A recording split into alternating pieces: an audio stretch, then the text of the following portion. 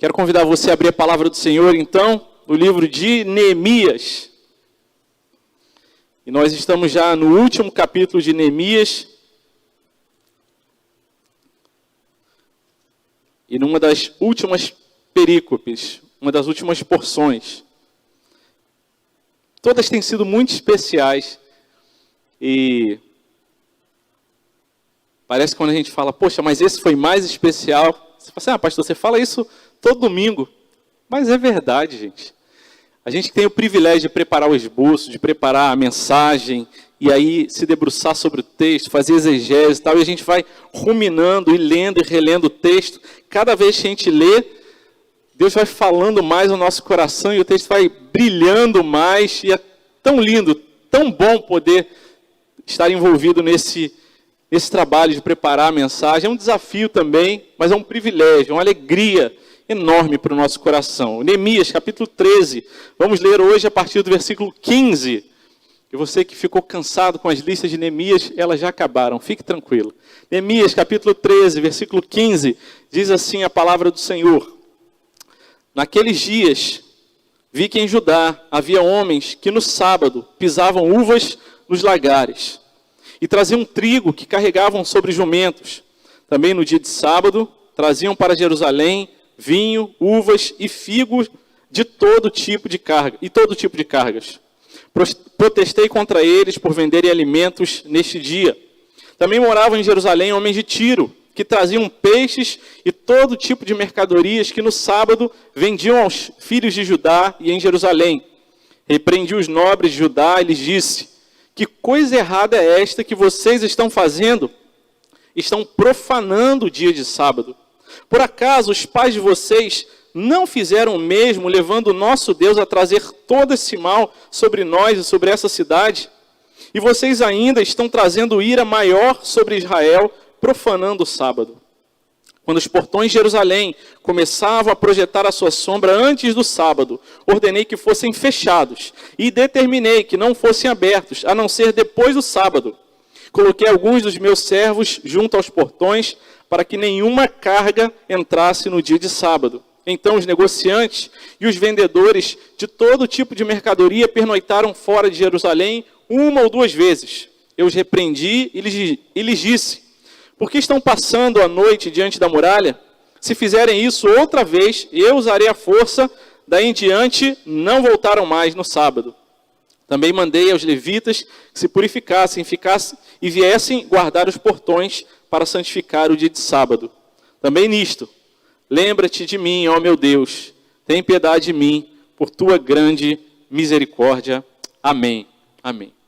Na semana passada, nós meditamos e refletimos na primeira parte dessa mensagem sobre os ajustes que Deus promove na vida do seu povo.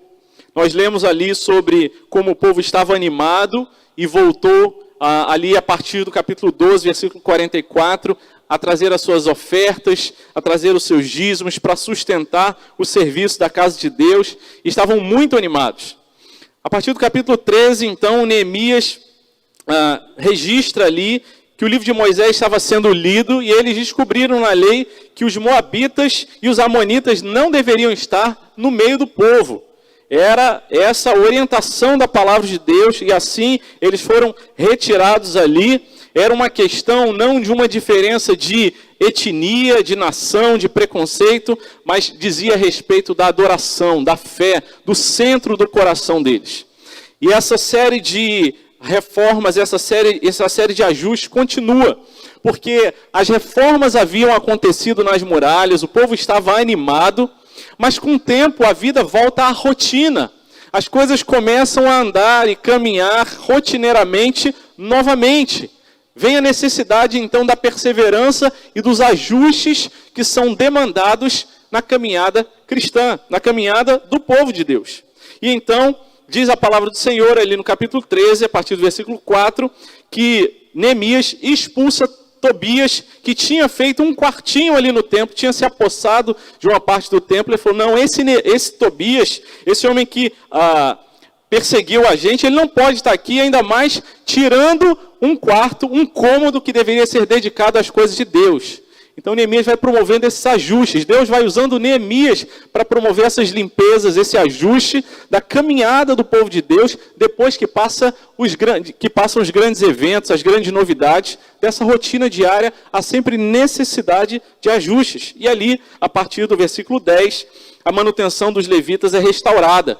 Porque o povo que antes estava tão animado para contribuir, com o passar do tempo ele foi desanimando, e aí os levitas precisaram começar a trabalhar fora do serviço do templo para conseguir o seu sustento. E Neemias fala, não façam isso. A orientação da palavra de Deus diz que eles precisam ser sustentados, e o povo então volta a ser sustentado. A partir do versículo 15, que foi o versículo que lemos hoje, nós vamos ver uma discussão e uma conversa a respeito de um princípio muitíssimo importante para o povo de Deus: o sábado, o dia do descanso, o dia do Senhor. E mais uma vez a expressão naqueles dias, ela começa, o capítulo 13 começa com essa expressão naquele dia, versículo 15 traz novamente naqueles dias, ou seja, naqueles tempos, naquele período, quando as coisas aconteciam daquela forma. Eu vi que em Judá havia homens que no sábado pisavam uvas nos lagares. O povo estava naquele tempo, em vez de guardar o sábado, estavam trabalhando, estavam vendendo, estavam comprando, fazendo todo tipo de negócio, o que era proibido pela lei de Deus. E saibam, ainda é proibido nos dias de hoje. Os princípios continuam, as regras, as leis, elas tiveram ali uma releitura, mas os princípios, eles continuam.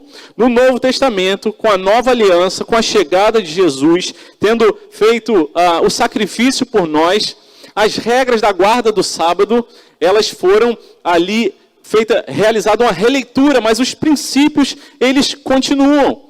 Ao princípio do descanso, da confiança em Deus. E então Neemias fala para o povo, olha, por que vocês estão fazendo essas coisas? Por isso as palavras de Neemias para o povo são tão duras. Repreendi os nobres de Judá e lhes disse, que coisa errada é essa que vocês estão fazendo? Será que vocês não conhecem a lei do Senhor? O que ele ensinou para vocês? Trabalhem 6 dias e no 7º dia descansem, dediquem esse dia para mim. E aí Neemias fala, por acaso os pais de vocês não fizeram a mesma coisa que vocês estão fazendo? Por acaso o que aconteceu com vocês, de terem sido levados como escravos, terem sido levados para o cativeiro, não foi por causa, dentre outras coisas, porque deixaram de guardar o sábado, deixaram de ter reverência com as coisas de Deus? Será que vocês vão repetir os mesmos erros? E Neemias os repreende e toma atitudes práticas.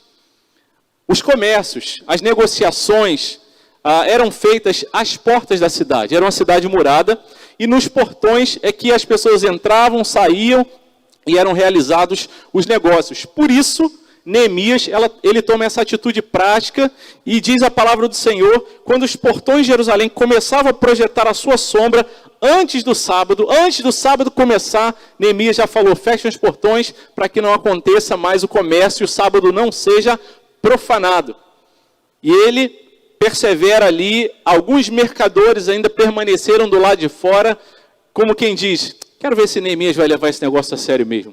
Quero ver se ele vai perseverar. E Neemias persevera, repreende esses homens também, e não apenas coloca guardas, mas coloca também os levitas ali, numa atitude civil, de fechar os portões, mas numa atitude também de adoração. Nós estamos fechando esses portões, estamos consagrando o sábado ao Senhor, porque nós sabemos que o sábado é o dia dedicado ao Senhor, e nós não vamos profanar, antes vamos santificar o dia do Senhor. E o texto termina mais uma vez com a oração de Neemias, dizendo, Deus, lembra-te de mim, ó meu Deus, tem piedade de mim por causa da tua grande misericórdia. Não é por causa de mim, não é por causa de Neemias que Deus, em última análise, em última instância, estava tendo misericórdia do povo, mas antes por causa da graça, da misericórdia, da bondade de Deus com o povo. O livro de Neemias não conta a história, em última instância, do agir de Neemias, mas do agir de Deus através da vida de Neemias. Um Deus gracioso, misericordioso, que traz restauração para a vida do seu povo e que faz ajustes na vida do seu povo. Nesse movimento que o povo de Deus vive dessa santificação progressiva. Nós, quando somos salvos pelo Senhor, nós somos alvos do amor e da graça de Deus, somos convertidos por Ele, nós somos santificados de forma imediata, somos tornados santos, separados.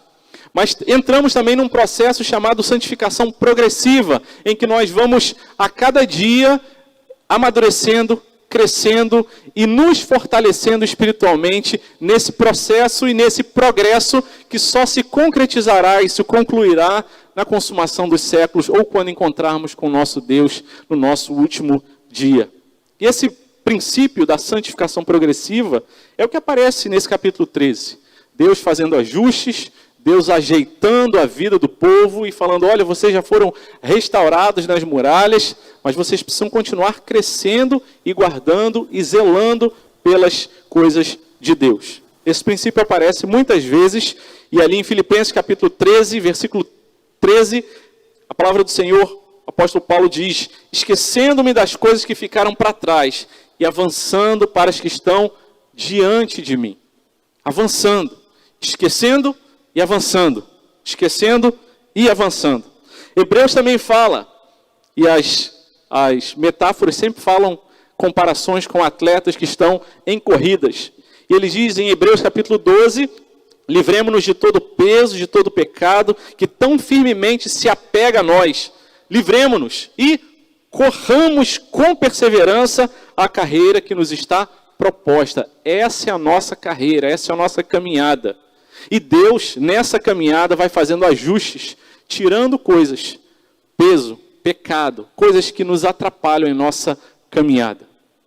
E nessa manhã, quando nós lemos esse texto que fala sobre a necessidade da observância do sábado, em que ela é restabelecida, nós precisamos olhar para as nossas próprias vidas e ver o que a palavra de Deus fala para a gente sobre esses ajustes que Deus faz nas nossas vidas. Em primeiro lugar, versículo 15, vamos ler mais uma vez. A palavra de Deus diz, naqueles dias, vi que em Judá havia homens que no sábado pisavam uvas nos lagares e traziam trigo que carregavam sobre jumentos. Também no dia de sábado traziam para Jerusalém vinho, uvas e figos e todo tipo de cargas. Protestei contra eles por venderem alimentos neste dia. E versículo 16, também moravam em Jerusalém homens de Tiro que traziam peixe e todo tipo de mercadorias que no sábado vendiam aos filhos de Judá e em Jerusalém. Repreendi os nobres de Judá e lhes disse, que coisa errada é esta que vocês estão fazendo? Estão profanando o dia do sábado. Deus promove ajustes na vida do seu povo, nos conduzindo e nos alertando a confiar no sustento que vem da parte dele. O povo havia sido, na lei, orientado a trabalhar 6 dias da semana.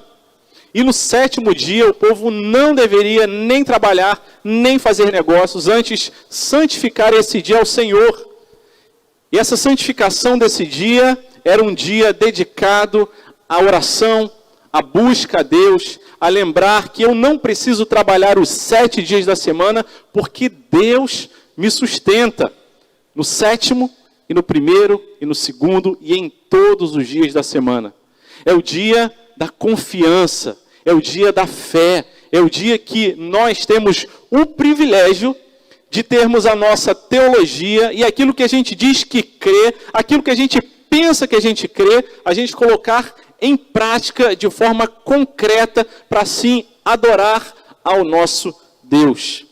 A lei havia sido entregue ao Senhor, pelo Senhor em Êxodo, no capítulo 20, quando a tábua dos 10 mandamentos ali é registrada, Deus escreve naquelas tábuas, e no capítulo 20 de Êxodo, no versículo 8, diz, lembre-se do dia de sábado para o santificar, durante 6 dias você pode trabalhar e fazer toda a sua obra, mas o 7º dia é o sábado dedicado ao Senhor, seu Deus. Não faça nenhum trabalho nesse dia, nem você, nem seu filho, sua filha, servo, serva, nem animal, nem estrangeiro, das suas portas para dentro. É o que diz a palavra do Senhor. O princípio do sábado, que é muito mais profundo do que a regra do sábado. A regra do sábado é a lei que diz, faça ou não faça. O princípio é aquilo que está no miolo, no coração, no mais profundo daquela regra que diz, nesse dia, descanse pela fé. Sabendo que o seu sustento, em última instância, não vem da sua capacidade intelectual, não vem das oportunidades que você teve, não vem da sua saúde, da sua força, mas o seu sustento, ele vem do Senhor. Não apenas no sétimo, mas do primeiro até o sexto e também no sétimo dia da semana. E essa lei de Êxodo, no capítulo 20, ela foi entregue um pouco depois de um evento muito importante da vida do povo, quando eles já estavam no deserto, haviam saído ali da escravidão do Egito. Isso está registrado em Êxodo, no capítulo 16. A partir do versículo 4, diz assim: Então o Senhor disse a Moisés, eis que farei chover do céu pão para vocês, e o povo sairá e recolherá diariamente a porção dada a cada dia. E diz, eu os porei à prova, para ver se andam na minha lei ou não. Aquelas orientações, a lei do Senhor que seria entregue em Êxodo no capítulo 20, ali nos 10 mandamentos, ela foi precedida por esse evento, do maná cair do céu, durante 6 dias da semana. E Deus, olha, eu vou fazer isso para sustentar, mas colocar vocês à prova, para ver se a fé de vocês, ela é só teórica, é só garganta, é só pensamento, ou se ela é coração. É uma santa oportunidade que nós mesmos temos de olhar para nós mesmos e com sinceridade dizer, será que eu de fato acredito, creio nessa soberania e nessa providência, nesse amor de Deus? Ou eu falo muito sobre isso, mas na hora H, na hora em que a minha fé é provada, eu me encolho, eu me recolho, e eu, no final das contas, quero fazer as coisas e sustentar a mim mesmo na minha própria força e não confiando no sustento que vem da parte de Deus. Neemias, quando repreende o povo, dizendo para eles, que coisa terrível é essa que vocês estão fazendo? O povo estava lendo novamente a lei de Deus e esses textos, esses relatos estavam frescos na mente dele. Deus no deserto falou, eu vou colocar vocês à prova. Segue no Êxodo capítulo 16, versículo 14, diz assim, quando o orvalho que havia caído se evaporou na superfície do deserto, restava uma coisa fina e semelhante a escamas, fina como a geada sobre a terra. Quando os filhos de Israel viram aquilo, perguntavam uns aos outros, o que é isso? E aí, de onde vem o nome maná? Pois não sabiam o que era. Moisés respondeu, isso é o pão que o Senhor dá a vocês para comerem. Isso é o que o Senhor ordenou, que cada um recolha o que se consegue comer. Assim fizeram os filhos de Israel, recolheram uns mais, outros menos, porque alguns comiam mais, outros comiam menos, conforme a medida fixada, e não sobrava nada para quem havia recolhido muito, nem faltavam para quem havia recolhido pouco, pois cada um recolhia o quanto conseguia comer. Era o sustento diário para o seu povo. Se você tem um apetite maior, colha mais, recolha mais e coma mais. Se você tem um apetite menor, recolha menos e colha menos. E vai dar para todo mundo, porque esse é o Deus que diariamente sustenta o seu povo. E segue a palavra do Senhor dizendo, versículo 19, o alerta de Deus, a prova de Deus para o seu povo. Então Moisés disse, ninguém deixe nada para a manhã seguinte, confie que Deus vai suprir. Eles, porém, versículo 20 do capítulo 16 de Êxodo, não deram ouvidos a Moisés e alguns deixaram do maná para a manhã seguinte. E o que aconteceu? Mas deu bicho e cheirava mal. Não confiaram na palavra e no sustento de Deus. Por isso o maná que havia sido recolhido e que não foi consumido, que foi guardado para o dia seguinte, ele começou a cheirar mal e dar bicho. E Moisés se indignou contra eles. Isso é um prenúncio do que seria dito na lei do sábado. Versículo 21, colhiam-no, pois, de manhã após manhã, cada um quanto conseguia comer, porque, vindo o calor do sol, o maná sumia, ele se derretia. Êxodo capítulo 16, versículo 22, no sexto dia, colheram alimento em dobro, porque assim Deus havia ordenado. 4 litros para cada um, e os principais da congregação vieram e contaram isso a Moisés. Ele respondeu, isso é o que o Senhor disse. Amanhã é repouso, o santo sábado dedicado ao Senhor. O que vocês quiserem assar no forno, assem, e o que quiserem cozinhar em água, cozinhem. E tudo que sobrar, separem, guardando para a manhã seguinte, do 7º dia. E guardaram até a manhã seguinte, como Moisés havia ordenado, e não cheirou mal, nem deu bichos. Aleluia. Então Moisés disse, comam isso hoje, pois hoje é o sábado dedicado ao Senhor. Hoje vocês não encontrarão nada do campo, 6 dias vocês o recolherão. Mas o 7º dia é o sábado, nele não haverá nada a recolher. No 7º dia, algumas pessoas saíram para recolher, porém não acharam nada. Deus não apenas sustenta de uma forma maravilhosa, mas no 6º dia, Ele dá o suficiente, dá ordens. Nesse dia, no 6º dia, vocês podem recolher o dobro e guardar para o dia seguinte, e não vai dar bicho, e não vai cheirar mal. E assim acontecia. E no 7º dia, aqueles que tinham um coração ainda duro, iam procurar o maná. No 7º dia, não o encontravam. Ação misericordiosa, graciosa e milagrosa de Deus. Dizendo, meu filho, minha filha, não tenha o coração duro. Confia em mim. E Deus assim sustentou o povo no deserto. Não faltava. Não morreram de fome. As suas vestes não se desgastavam, as suas sandálias não se acabavam. Meus irmãos, esse texto falou tanto ao meu coração, enquanto meditava nele, e enquanto lá morávamos em São Gabriel da Cachoeira, fizemos um congresso para mais de 1.000 indígenas. Naquela conta que eu já falei, que a gente faz o congresso, a gente não sabe quantas pessoas vão aparecer, e eu me revirava em cólicas, falava, Deus, como é que a gente vai suprir tantas pessoas? E Deus falou no meu coração, meu filho, não é você quem supre. Eu supri gente no deserto. Não tinha nada. E eu supri milhares e milhares de pessoas. O que são 1 milhar de pessoas para vocês darem de comer? E comeram todos. E foram saciados. E o milagre da multiplicação também aconteceu. E no final, aquela grande fila de gente recebendo aquilo que havia sobrado. Deus sustenta de forma maravilhosa o seu povo. O sábado tem o princípio do descanso e da confiança no sustento de Deus. Em saber que no final das contas a nossa vida não depende da gente, mas depende do Senhor, no sustento financeiro, no sustento emocional, no sustento da nossa saúde e em todos os aspectos, áreas e cantos da nossa vida. É Deus quem nos sustenta. E esse é o princípio do sábado. E é isso que a palavra do Senhor nos ensina. Nós precisamos lembrar que o nosso Deus, soberano, provedor, não abandona, não esquece de nenhum dos seus amados filhos. Os profetas também alertaram sobre isso. Ezequiel, capítulo 20, versículo 12, diz, também lhes dei os meus sábados para servirem de sinal entre mim e eles, para que soubessem que eu sou o Senhor, que os santificam. Era um sinal da aliança de Deus. Por isso, Neemias falava para o povo, acordem. Não fiquem querendo no sábado trabalhar, achando que vocês precisam trabalhar todos os dias da semana para sustentar, porque não precisam. Porque é Deus quem dá saúde, capacidade, inteligência, competência, oportunidade para vocês se sustentarem.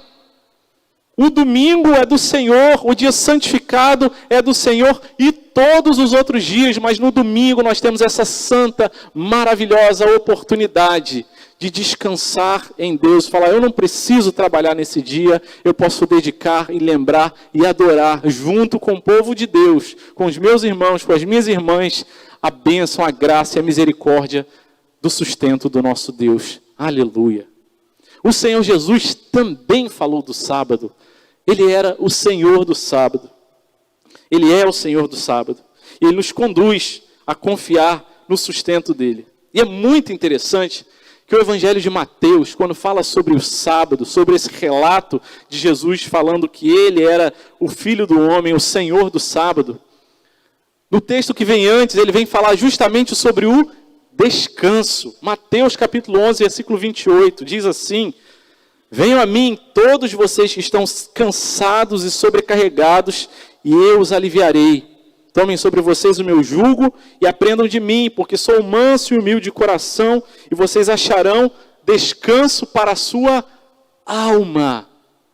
Porque o meu jugo é suave e o meu fardo é leve. Jesus abre esse assunto com o tema do descanso. A nossa alma, muitas vezes angustiada, muitas vezes cheia de conflitos, peso, cansaço emocional e tristeza, assim se apresenta porque nós não temos confiado no Senhor do sábado.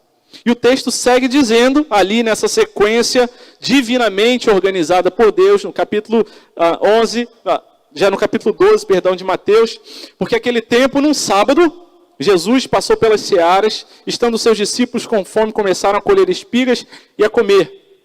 E os fariseus, que queriam apenas a regra, mas não o princípio do sábado, vendo isso, disseram: olha, os seus discípulos estão fazendo o que não é lícito fazer no sábado. Mas Jesus lhes disse: vocês não leram o que Davi fez quando ele e seus companheiros tiveram fome? Como entrou na casa de Deus e comeram os pães da proposição, os quais não era lícito comer, nem a eles, nem aos que estavam com ele, mas exclusivamente aos sacerdotes? Ou vocês não leram na lei que ao sábado, os sacerdotes no templo profanam o sábado e ficam sem culpa? Jesus já estava apontando para esse reino de sacerdotes, onde cada um dos salvos, dos eleitos por ele, não precisa de um mediador a não ser o próprio Senhor Jesus, mas são um reino de sacerdotes. Versículo 6, por isso eu lhes digo que aqui está quem é maior do que o templo. Mas se vocês soubessem o que significa quero misericórdia e não sacrifício, não teriam condenado inocentes, porque o Filho do Homem, ele é Senhor do sábado. Ele é o Senhor do nosso descanso, do nosso sustento, e nele nós podemos descansar. Deus ajusta a nossa caminhada, dizendo: meu filho, minha filha, não precisa continuar aflito, na dúvida, angustiado, pensando: será que eu vou ter para amanhã? Será que as oportunidades vão estar me esperando amanhã? A gente não precisa saber dos eventos, do que vai acontecer no dia de amanhã, se serão bons, se serão ruins, se serão coisas boas ou se serão grandes desafios e problemas. Tudo que nós precisamos saber é que no amanhã o Senhor vai estar com cada um de nós, nos sustentando, e nisso a nossa alma pode descansar.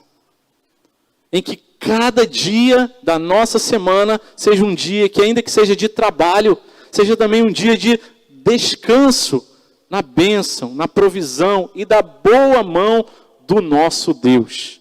Deus promove ajustes na vida do seu povo. Em segundo lugar, meus irmãos e minhas irmãs, versículo 18, a palavra do Senhor diz assim: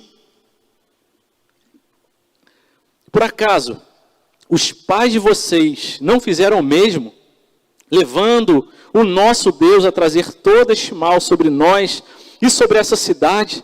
E vocês ainda estão trazendo ira maior sobre Israel, profanando o sábado. O Senhor faz ajustes na vida do seu povo, alertando para que o povo não repita os erros do passado. Neemias protesta contra eles, repreende eles, dizendo: vocês estão profanando o sábado, fazendo aquilo que a lei proíbe, não descansando e não confiando no nosso Deus. Que coisa terrível! Mas ele acentua essa repreensão quando ele diz: vocês estão fazendo a mesma coisa que os seus pais fizeram no passado, e como consequência da desobediência, da falta de confiança em Deus, de tirar o coração da presença e da adoração a Deus, e colocar em outras coisas, em outros deuses, ou no seu próprio coração, na sua própria força, foi isso que levou vocês para a escravidão. Será que vocês vão repetir as mesmas coisas? É o que Neemias está falando. É o que Deus diz para a gente, conduzindo e alertando o povo para que os erros do passado não se repitam. Porque essa é a nossa tendência natural como seres humanos. A nossa história, ela tem uma tendência natural a se repetir quando as coisas que nós sofremos, experimentamos, especialmente as coisas difíceis, nós temos naturalmente a tendência a repetir. os vícios, os erros, os pecados dos nossos pais, a nossa natureza pecaminosa, humana, tem a tendência natural a repetir essas coisas. Mas Neemias os repreende, dizendo: será que vocês vão repetir as mesmas coisas? Será que vocês vão continuar nesse ciclo vicioso?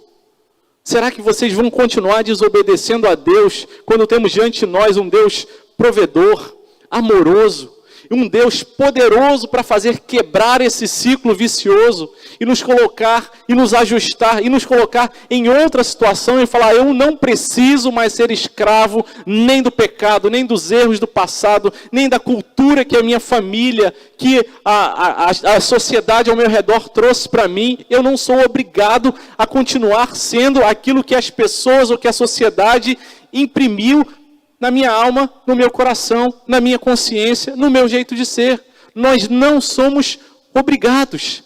O Senhor, gracioso e misericordioso, proclama libertação e novidade de vida para cada um de nós. Uma primavera onde as flores nascem, o Senhor fala: a minha misericórdia se renova. Eu já mandei o meu filho para morrer na cruz por você, para pagar o preço. E pelo poder da ressurreição, promover a regeneração e a novidade de vida. E nesse processo de santificação progressiva, fazer tudo novo.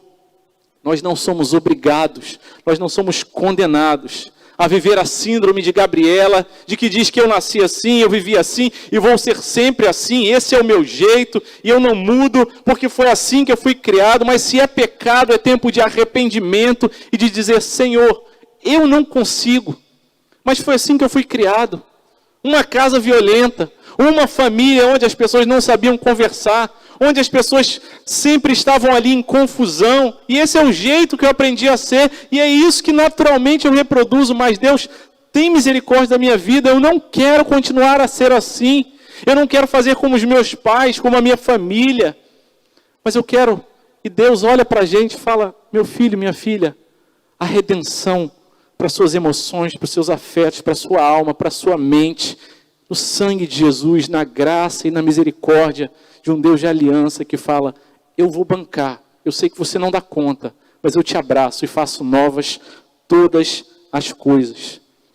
Nós não precisamos continuar a pecar no nosso jeito, na nossa fala, no nosso pensamento, na nossa avaliação da nossa própria vida, na nossa baixa autoestima, na nossa autoestima descontrolada, se achando melhor, superior que os outros, num jeito talvez muito crítico, talvez um jeito tímido demais, e sempre colocando: não, a culpa é por causa dos meus pais, é da minha família. E o Senhor nos diz a esperança e a renovo para todos nós.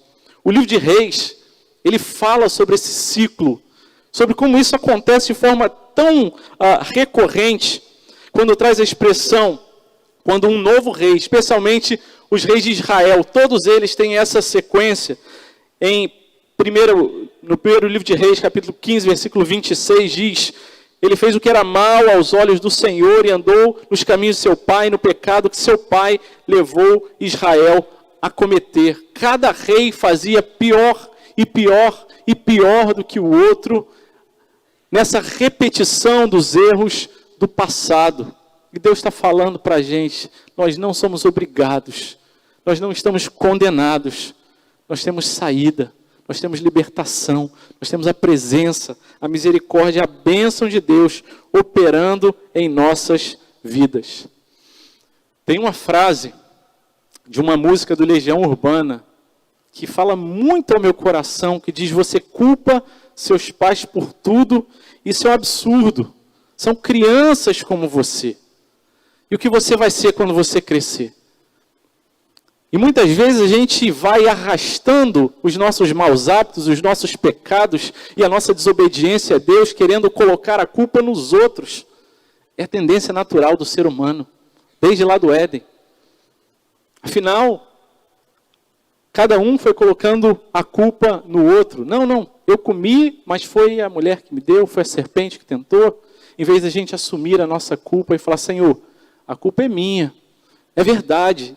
Eu vim de uma família, de um contexto, de uma história de abandono, de trauma, de violência, onde eu fui, onde a criação foi muito frouxa, tudo eu podia, e por conta disso, a minha personalidade, o meu comportamento, as minhas atitudes, eu vejo que não agrada ao Senhor, mas Deus, louvado seja o Senhor, a esperança para o nosso coração, num Deus que redime as nossas vidas, a nossa história e o nosso coração.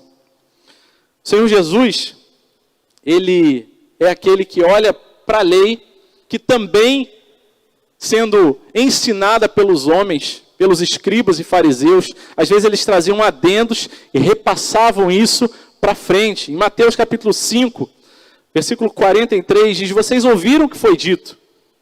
Vocês ouviram que os seus pais falaram, amem o seu próximo. Está certíssimo, é isso mesmo. E odeie o seu inimigo. Eu, porém, lhes digo, amem os seus inimigos e orem pelos que perseguem vocês para demonstrarem que são filhos do Pai de vocês que está nos céus. E Jesus está falando, olha, vocês ouviram o que foi dito, ame o seu próximo. E é isso que a palavra do Senhor fala. Mas não tem nenhum momento na palavra de Deus, odeie o seu inimigo. Não há isso. Não há isso. Deus não manda a gente odiar o nosso inimigo. Por isso Jesus fala, olha, esse adendo que escribas, fariseus, doutores da lei fizeram e repassaram para frente, a minha graça, o meu amor, a minha misericórdia, aquilo que você, na sua própria conta, na sua própria força, não consegue fazer, eu promovo mudança, renovo. E nós não somos obrigados a repetir os erros do passado. Eu, porém, vos digo, é o que diz Jesus, amem os seus inimigos e orem pelo que vos perseguem. Deixe comigo, é o que Jesus fala. Não siga na vida se tornando servo do seu ódio, do seu rancor, daquilo que eu já te libertei, das suas tristezas. Não fique amigo das suas crises. Eis que faço nova todas as coisas. Estava lembrando, preparando essa pregação, e lembrei daquele filme Ben-Hur. E Ben-Hur conta a história de um soldado, ele era zelote, foi preso e etc. E depois ele volta. E Jesus está ali naquele plano de fundo. E em um momento, o Ben-Hur ele está ali se levantando e fala, nós temos que lutar contra os zelotes. Eu como zelote temos que lutar contra o Império Romano, e nós temos que levantar armas contra eles. E Jesus olha para ele ali naquela cena, e ele está trabalhando na madeira, e levanta os olhos e fala, o ódio e medo são mentiras que nos jogam uns contra os outros. Nesse ciclo vicioso em que um vai odiando e se vingando um contra o outro, mas essas mentiras nos escravizam. E um pouco à frente, quando os romanos estão conversando ali sobre o combate dos zelotes, eles ouvem falar a respeito de Jesus, e aí um dos oficiais romanos fala, eu não tenho medo dos zelotes, aliás, eu não tenho medo de ninguém, mas esse Jesus, e o que ele prega, isso vai mudar a história do mundo, e assim tem mudado. Nós não somos obrigados a repetir os erros do passado, os pecados do passado, e o Senhor nos convida a nos quebrantarmos e rendermos-nos diante dele e falar, Senhor, liberta o meu coração, a minha vida, a minha mente, a minha alma, e me ajuda a caminhar para frente, servindo com liberdade ao Senhor. Me socorre, em nome de Jesus. Terceiro e último ponto, acompanhe por favor, no versículo 19, diz a palavra assim do Senhor. Quando os portões de Jerusalém começavam a projetar a sua sombra, antes do sábado, ordenei que fossem fechados e determinei que não fossem abertos, a não ser depois do sábado. Coloquei alguns dos meus servos junto aos portões, para que nenhuma carga entrasse no dia de sábado. Versículo 22. Também mandei os levitas que se purificassem e viessem guardar os portões para santificar o dia de sábado. Deus faz ajustes na vida do seu povo, e ele faz ajustes conduzindo o povo a tomar atitudes práticas com temor a Deus no combate ao pecado. Neemias percebe o erro, repreende o erro, repreende e alerta o povo para que não repetisse os erros dos seus pais, mas Neemias não fica apenas na fala, mas ele toma atitudes práticas para combater a profanação do sábado, aquilo que era um pecado na vida deles. Eles falam, olha, precisamos tomar atitudes práticas. Deus nos deu inteligência, capacidade. Se os portões estarem abertos, faz com que o povo venha a pecar. Antes que o sábado comece, fechem os portões e que sejam proibidos ali o comércio. Com temor e tremor, Neemias toma essa atitude prática e as portas são fechadas.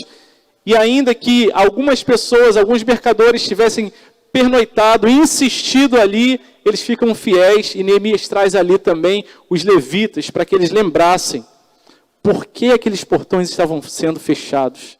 Não se tratava de uma atitude legalista, mas uma atitude de temor e tremor diante de Deus, dizendo, Senhor, se essas portas fechadas vão me ajudar a ter uma vida mais santa, mais reta diante do Senhor, que se fechem os portões. Senhor, nós não queremos mais profanar o sábado, queremos confiar no Teu sustento, na Tua graça, na Tua misericórdia. Não precisamos fazer comércio nesses dias, precisamos resistir a isso, precisamos descansar e adorar o Senhor nesse dia. É o que a Tua lei nos promove, nos ajuda a fazer e a viver em nome de Jesus. Jesus fala sobre isso, sobre atitudes práticas. Quando ele fala sobre o adultério, em Mateus no capítulo 5, versículo 27, ele diz, vocês ouviram o que foi dito, não cometa adultério. Eu, porém, lhes digo, todo que olhar para uma mulher com intenção impura, já cometeu adultério com ela no seu coração. A regra é essa, mas o princípio ele é muito mais profundo. Se no coração você já tiver cometido adultério, tiver desobedecido a Deus, para Deus, já pecou, já falhou diante dele, mas Jesus fala, se o seu olho direito leva você a tropeçar, tome uma atitude prática e arranque o jogue fora, pois é preferível você perder uma parte do seu corpo do que ter o corpo inteiro lançado no inferno. E se a mão direita leva você a tropeçar, corte-a, jogue fora, pois é preferível você perder uma parte do seu corpo do que o corpo inteiro ir para o inferno. Naturalmente, Jesus não está falando para que a gente faça isso de forma literal, arrancando o olho, cortando a mão, mas ele está dizendo, foge daquilo que te leva a pecar. Meu filho, essa é a minha ordem, e quando eu dou uma ordem, eu garanto. Quando o Senhor fala, faça, Ele está dizendo, é porque eu já fiz por você, eu já morri na cruz por você, já te dei graça para que você obedeça. E assim eu possa fazer os ajustes na sua vida que vão glorificar o nome do Senhor. Tem coisas práticas que a gente precisa fazer. Tem atitudes que nós precisamos tomar na nossa vida para que a gente se afaste do pecado. Não fique pensando, não, essa é uma atitude moralista que não adianta nada. Não, é Deus quem dá graça, dá força, é na força que Ele dá. Se Ele já incomodou o seu pensamento, o seu coração, Ele vai concluir esse movimento. E obedeça. Eu me lembro quando eu era adolescente, e com desafios na área da parte sexual, como todos os adolescentes, como todos nós temos, e eu me lembro que a internet estava começando, mas já era um grande desafio, e eu me lembro de chamar um amigo meu e falar, meu irmão, eu preciso da sua ajuda, eu preciso tomar uma atitude prática. E naquela época as coisas eram muito rudimentares ainda, mas já tinha como a gente bloquear acesso a sites que não me ajudavam na minha vida espiritual, mas eu sabia que até a minha mente ela vai se voltando contra mim, e eu chamei esse meu amigo e falei, olha, eu vou instalar esse programa para bloquear o acesso a sites que não me fazem bem na área da sexualidade. Eu quero pedir um favor para você. Coloca a senha e não me diz, e me ajuda. E aquilo foi uma bênção para a minha vida.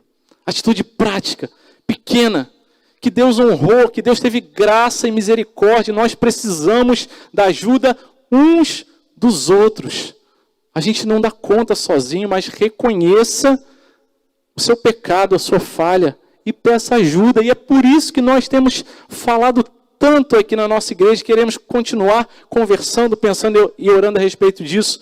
Nós não somos um grupo de consumidores, mas nós somos uma comunidade de discípulos, gente que se importa uns com os outros, com quem a gente pode contar, e por isso a presença, a experiência do culto presencial, da gente estar olhando uns aos outros, a gente conviver não somente no domingo e também fora dele, é tão importante para a gente falar, meu irmão, minha irmã, ora por mim, me ajuda.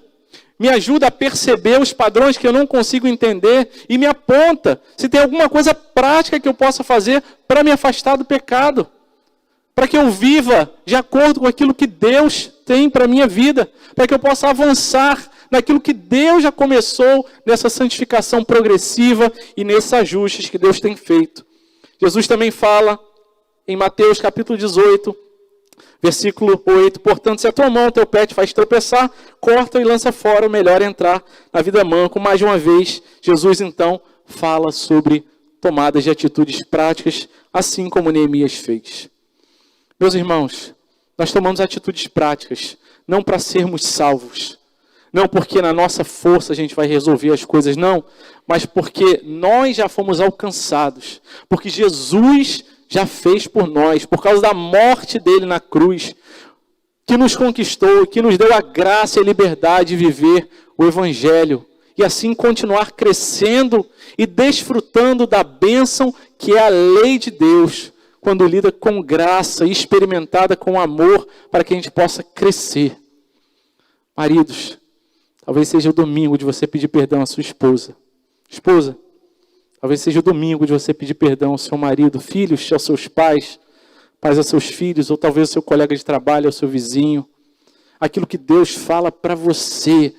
Tome atitude prática. Eu já falei para você. Mas eu não sei o que eu vou falar quando chegar diante da pessoa. Não se preocupe. O Senhor vai estar contigo. Não se preocupe. Ele que começou a boa obra, completa. Ele que trouxe o pensamento. Saiba que esse pensamento não vem de você, é do Senhor. Ele também dá as palavras. E às vezes você não precisa nem de palavras. Só precisa dar um abraço e falar, me perdoa. E é tudo isso que a gente precisa. E nós sabemos que Deus tem curado, tem feito coisas novas, novidade na nossa igreja. E que Deus nos ajude a continuarmos a caminhar em nome de Jesus. Sobre as portas que Neemias fechou, parecem ecoar, parecem fazer o eco daquilo que está em Gênesis capítulo 4, versículo 6. Então o Senhor disse, por que você anda irritado? Diz ali para Caim. E por que essa cara fechada? Se fizer o que é certo, não é verdade que você será aceito? Mas se fizer o que... Não é verdade que será aceito, mas se não fizer o que é certo, eis que o pecado está à porta, à sua espera. Ele vai estar à nossa porta, sempre. O desejo dele será contra você, mas é necessário que você o domine. Ele não tinha ainda a noção, como nós temos hoje, de que nós podemos viver em novidade de vida, e não sermos mais escravos do pecado, porque o Senhor Jesus já conquistou essa liberdade e nos deu força para que a gente possa vencer o pecado na nossa vida. Mas a graça do Senhor visitou os homens do passado, visitou homens que tomaram atitudes práticas ou que não tomaram atitudes práticas, e nós conhecemos o exemplo de José, que tendo sido assediado pela esposa de Potifar, saiu correndo e fugiu da carne, porque sabia que não poderia brincar com a carne. Mas Davi, que acolheu no seu coração quando tomava banho e viu ali Batseba, e deixou com que aquelas coisas tomassem lugar no seu coração e na sua mente, e a cobiça, como diz ali, nessa gradação que nos apresenta ali em Tiago, e ninguém, ao ser tentado, diga, sou tentado por Deus, Tiago capítulo 1, versículo 13, porque Deus não pode ser tentado pelo mal, e Ele mesmo não tenta ninguém. Ao contrário, cada um é tentado pela sua própria cobiça. Quando o pecado vem, a gente é tentado por aquilo que já está dentro do nosso coração. Essa atrai e seduz. E é nesse ponto que nós precisamos confessar a nossa tentação, para que a gente não tenha necessidade de depois confessar o nosso pecado. Atitudes práticas, num corpo que se importa uns com os outros, numa comunidade de discípulos que amam e que se importam uns com os outros. Eu e Marcelo conhecemos um amigo nosso, e ele tinha problemas com drogas, era viciado, drogadito, e ele falava uma coisa que marcou muito o nosso coração. Ele dizia assim para a gente, André, Marcelo, hoje eu estou limpo, por tantos dias, eu não tenho usado drogas, mas eu sei que essa é uma luta diária, eu não sei por quanto tempo eu vou continuar resistindo e permanecendo assim. E era um homem crente, um homem que queria servir a Deus, mas estava naquela luta de santificação, de crescimento. E ele falou uma coisa que foi muito importante no nosso relacionamento com ele, e creio que também muito importante para a caminhada espiritual dele. Ele falou assim para a gente: no dia que eu tiver na noia, foi a expressão que ele usou, que eu estiver usando droga, que eu estiver ali agitado, eu vou procurar você e vou mentir para você, ele falou para a gente. Não acredite em mim, não dê dinheiro para mim, mas me ajude a sair dessa. Ele reconhecia a fraqueza dele, ele tomou atitudes práticas, porque a graça de Deus o visitou. Todos nós somos viciados no pecado, essa é a nossa natureza humana, e se nós reconhecemos e nos rendemos numa atitude prática diante de Deus, fala: Deus, tem misericórdia, o Senhor derrama graça, e Ele honra aquilo que Ele mesmo começou nas nossas vidas. Portanto, Efésios capítulo 5, versículo 15, vede prudentemente como andais, não como nécios, mas como sábios, não como pessoas que estão distraídas, mas pessoas que estão atentas, porque assim Deus fez em nossas vidas. Neemias não era perfeito, era pecador igual a mim, igual a você. Neemias foi usado por Deus nesses ajustes e nessa condução de Deus para que o povo de Deus caminhasse nesse processo de santificação. Mas Neemias aponta para o nosso restaurador verdadeiro e definitivo, o Senhor Jesus. Ele sim, Ele sim. Ele é aquele que é o Senhor do sábado e que promove em nós a graça que dá para a gente a força para a gente descansar e falar: Senhor, eu tenho andado tão angustiado, porque no final das contas eu falo que eu confio no Senhor, mas quando eu preciso tomar uma decisão, eu é que quero estar no comando da minha vida. Deus, me ajuda a descansar em Ti. E o Senhor Jesus, o Senhor do sábado, o Senhor do nosso descanso, já conquistou isso para a gente na cruz. Nós podemos e devemos descansar e desfrutar dessa bênção. Jesus é a nossa perfeita liberdade. Jesus é aquele que fala: olha, ainda que você tenha vivido uma história tão difícil, que tenha trazido cicatrizes tão difíceis na sua família, nos seus relacionamentos, na sua história, eu quero dizer para você, meu filho, minha filha, o Senhor Jesus diz: eis que faço nova todas as coisas. Há esperança, há renovo, há um novo tempo na sua vida, por aquilo que já foi conquistado na cruz por você. Apenas descanse, renda-se na presença do Senhor.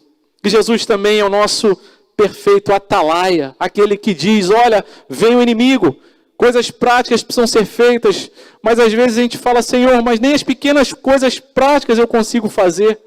Mas o Senhor Jesus é aquele que conquistou em nosso lugar o merecimento, a justificação, as bênçãos, para que a gente tenha força para fazer as coisas certas. Não na nossa força, mas na força daqueles que foram enxertados na videira, e que em nós corre a força dele e o poder da ressurreição. Em Jesus, o nosso perfeito restaurador, o Senhor do sábado, e aquele que quer trazer descanso para a nossa alma. Aquele que quer nos ajudar a hoje, não amanhã, na segunda-feira, mas hoje, no domingo, falar: Deus, eu tenho pequenas atitudes para fazer, me ajuda nos pequenos começos, me ajuda a caminhar em novidade de vida, confiado em Ti. Quero convidar você a fechar os seus olhos, abaixar a sua cabeça, examinar o seu coração sobre a sua confiança e seu descanso no sustento de Deus, sobre questões que você tem trazido no seu coração e na sua alma, lembrando que o Senhor já nos conquistou a possibilidade e a realidade de rompermos esse ciclo. E Ele nos dá forças para fazermos diferente.